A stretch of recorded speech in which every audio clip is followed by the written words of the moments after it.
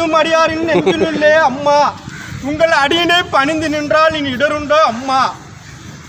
அம்மா, நாங்கள் காலங்குள்ள 18 வருட காலமாக நாங்கள் பணிபுரிந்து வருகின்றோம்மா. எங்களுக்கு நீதி கிடைக்கவில்லை அம்மா. கொடுமைக்கு கொல்லி வைக்க கொதிதலே வேண்டாம்மா அம்மா.